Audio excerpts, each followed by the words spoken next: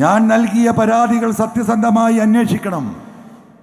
ആ അന്വേഷണത്തിൻ്റെ ഉത്തരവാദിത്തം പാർട്ടി ഏറ്റെടുക്കുമെന്ന കണ്ടീഷനിൽ ഞാൻ നിർത്തി. എന്തു സംഭവിച്ചു?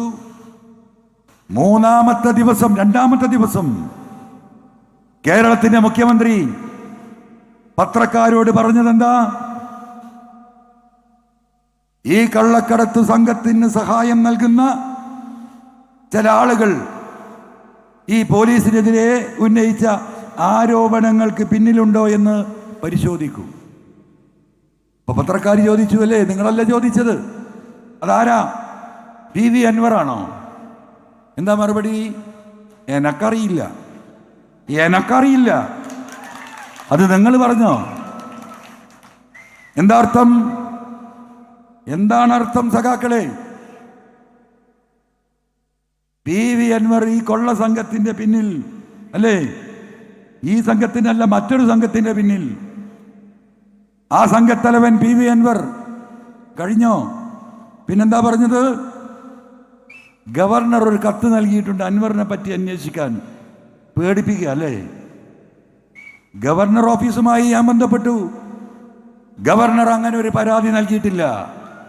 ഗവർണർ നൽകിയ പരാതി PV അൻവർ പറഞ്ഞ ഫോൺ ചോർത്തൽ അന്വേഷിക്കണം, അല്ലാതെ PV അൻവറിനെ അന്വേഷിക്കാനല്ല പറഞ്ഞത്. ഇപ്പം എന്താ ചെയ്തത്? ഇവിടുത്തെ SOGയുടെ ഫോൺ ഇന്റർപ്രറ്റേഷൻ സംവിധാനം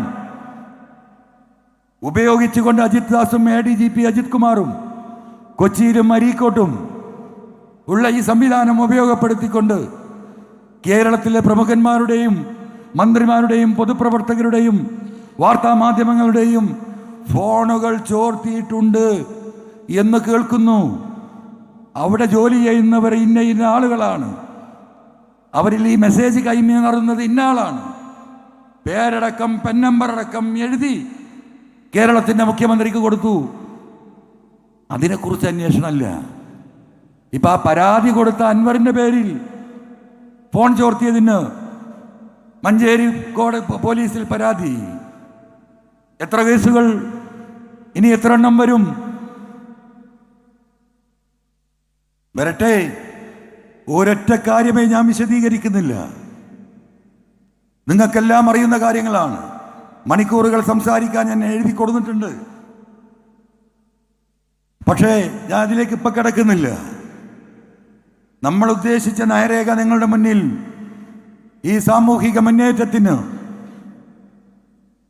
കേരളത്തിൻ്റെ ജനങ്ങളുടെ മുന്നിലേക്ക് നമ്മളിത് കൊടുത്തിരിക്കുകയാണ്. നിങ്ങളാണ് ഇനി അത് പരിശോധിക്കേണ്ടത്. അതിൽ മാറ്റങ്ങൾ വരുത്തേണ്ടതുണ്ട്. പോലീസിൽ കടന്നു വന്നിട്ടുള്ള ഈ പക്ഷപാതിത്വം ഇവിടെ അവസാനിപ്പിക്കേണ്ടതുണ്ട്. അതിന് നിയമ പരിരക്ഷ നൽകണം എന്നാണ് നമ്മൾ ചൂണ്ടിക്കാണിച്ച പ്രധാനമായ ഒരു വിഷയം. രാജ്യത്തിൻ്റെ ഭരണഘടന എല്ലാ പൗരന്മാർക്കും നൽകുന്ന എല്ലാ അവകാശങ്ങളിലും ഒരു വിഭാഗത്തെ മാത്രം അപരവൽക്കരിക്കുന്ന ഈ നടപടി അത് കൈകാര്യം ചെയ്യാൻ നിയമം കൊണ്ടുവരണം എന്ന് നമ്മൾ നയരേഖയിൽ പറയുന്നു. നിങ്ങൾ പരിശോധിക്കണം. മറ്റൊരു കാര്യം എന്താണ്? പ്രധാനമായിട്ടും ഈ പറയുന്ന മലയോര മേഖലയിലെ വന്യജീവി ആക്രമണങ്ങളുടെ ഫലമായി ജനങ്ങൾ അനുഭവിക്കുന്ന ദുരന്തങ്ങൾക്കൊരു പരിഹാരമുണ്ടാക്കാൻ ഒട്ടനവധി കാര്യങ്ങൾ നമ്മൾ നിർദ്ദേശിക്കുന്നു. പക്ഷേ ഈ മലബാരത്തിൽ മുഴുവൻ ജനങ്ങൾ ഇറങ്ങിപ്പോകണമെന്ന് ആഗ്രഹിക്കുന്ന പശ്ചിമഘട്ടത്തിൻ്റെ ഭൂവിസ്തൃതി വർദ്ധിക്കണമെന്ന് ആഗ്രഹിക്കുന്ന ലോകത്തെ പല സംഘടനകളുമുണ്ട്. എന്താണ് അവർക്ക് പശ്ചിമഘട്ടത്തിൻ്റെ വിസ്തൃതി വർദ്ധിപ്പിക്കേണ്ടതിൻ്റെ ആവശ്യം? നമുക്കറിയാം, ആഗോളതാപനം, ചൂട് വർദ്ധിക്കുകയാണ് ഭൂമിയിൽ. 1/2 ഡിഗ്രി കൂടി ചൂട് വർദ്ധിച്ചാൽ ലോകത്തിലെ ഐസ് മലകൾ ഉരുകുമെന്നും ആ ഐസ് മലകൾ ഉരുകി വെള്ളമായി കടലിലെത്തിയാൽ ഇന്നത്തെ സീ ലെവലിൽ നിന്നും 1 മീറ്റർ 1.5 മീറ്റർ ഉയരം മാത്രമുള്ള ഭൂപ്രദേശങ്ങൾ മുഴുവൻ വെള്ളത്തിൽ അടിയാകുന്ന അവസ്ഥാവിശേഷത്തിലേക്ക് ലോകം നീങ്ങുകയാണ്. അപ്പോൾ ഇവിടെ ചൂട് നിയന്ത്രിക്കേണ്ടതുണ്ട്. ആ ചൂട് നിയന്ത്രിക്കുന്നതിൽ വലിയ ഒരു പങ്ക് വഹിക്കുന്നു പശ്ചിമഘട്ടം. ആ പശ്ചിമഘട്ടത്തിലെ വനവിസ്തൃതി വർദ്ധിക്കേണ്ടതുണ്ട്. കൂടുതൽ ഓക്സിജൻ പ്രൊഡ്യൂസ് ചെയ്യേണ്ടതുണ്ട്. കാർബണിന്റെ അളവ് കുറക്കാൻ വനവൽക്കരണം മാത്രമാണ് അതിനുള്ള പരിഹാരം. അപ്പോൾ എന്താ വേണം? ഈ പശ്ചിമഘട്ടത്തിലുള്ള ജനവാസം കുറക്കണം, മനുഷ്യവാസം കുറയണം. ആരുടെ ആവശ്യം? ഞാൻ ഈ സൂചിപ്പിച്ച സീ ലെവലിൽ നിന്നും 1.5 മീറ്റർ മാത്രം ഉയരത്തിൽ നിൽക്കുന്ന, എന്തിനേറെ പറയുന്നു, നമ്മുടെ കോഴിക്കോട് അങ്ങാടി പോലും മുങ്ങും. തൊട്ടടുക്ക് കിടക്കുന്ന ലക്ഷദ്വീപ് മുങ്ങിപ്പോകും. നമ്മുടെ തൊട്ടടുത്ത് കിടക്കുന്ന മാലിദ്വീപ് വെള്ളത്തിനടിയിലാകും. അതിൻ്റെ പടിഞ്ഞാറ് കിടക്കുന്ന ശ്രീലങ്ക വെള്ളത്തിനടിയിലാകും.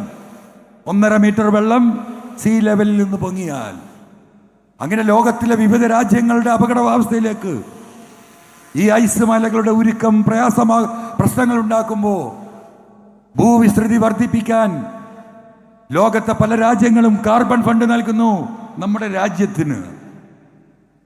ആ ഫണ്ട് ഈ മലകളിൽ താമസിക്കുന്ന ഈ കാർഷിക കുടുംബങ്ങൾക്ക് നൽകി അവരുടെ ജീവിതം മെച്ചപ്പെടുത്തി കൂടുതൽ ഫോറസ്റ്റൈസേഷൻ നടത്തണമെന്ന നിബന്ധന കാറ്റിൽ പറത്തി ഇപ്പം എന്താ ചെയ്തുകൊണ്ടിരിക്കുന്നത്? ഇപ്പം ഒരു പദ്ധതി നടക്കുന്നുണ്ടല്ലോ.